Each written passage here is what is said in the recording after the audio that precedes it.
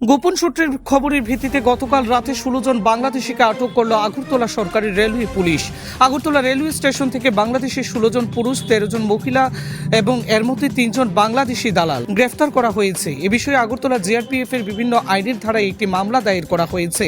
আজ তাদেরকে আদালতে পেশ করা হবে। গ্রেফতারকৃত ব্যক্তিদের নাম মিজানুর রহমান, বয়স 26, বাংলাদেশি দালাল, জেলা চাঁপাইনবাবগঞ্জ, বাংলাদেশ; সাফিকুল ইসলাম, বয়স 30, জেলা চাঁপাইনবাবগঞ্জ, বাংলাদেশ; মোহাম্মদ আলমিন আলী, 23, জেলা চাঁপাইনবাবগঞ্জ, বাংলাদেশ; মোহাম্মদ বিলন, 38, জেলা চাঁপাইনবাবগঞ্জ, বাংলাদেশ; সাহাবুল, 30, জেলা চাঁপাইনবাবগঞ্জ, বাংলাদেশ; শরীফুল শেখ, বয়স 30, জেলা চাঁপাইনবাবগঞ্জ, বাংলাদেশ; কবির শেখ, 34, জেলা চাঁপাইনবাবগঞ্জ, বাংলাদেশ; লিজা খাতুন, বয়স 26, জেলা গাজীপুর, বাংলাদেশ; তানিয়া খান, 24, জেলা গাজীপুর, বাংলাদেশ; এথি শেখ, 39, বাংলাদেশ, জেলা গাজীপুর, বাংলাদেশ; বৃন্দাবন মণ্ডল, 21, বাংলাদেশি দালাল, জেলা চাঁপাইনবাবগঞ্জ, বাংলাদেশ; আব্দুল হাকিম, বয়স 25, জেলা চাঁপাইনবাবগঞ্জ, বাংলাদেশ; মোহাম্মদ ইদুল, বয়স 27, জেলা চাঁপাইনবাবগঞ্জ, বাংলাদেশ; মোহাম্মদ আব্দুল রহমান, 20, জেলা চাঁপাইনবাবগঞ্জ,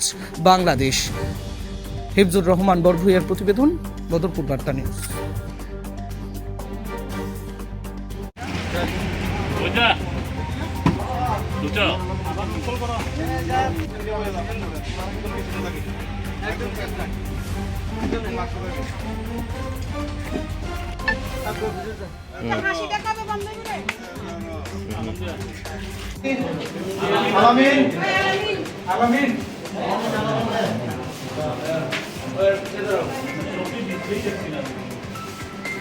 এমডি মিলন।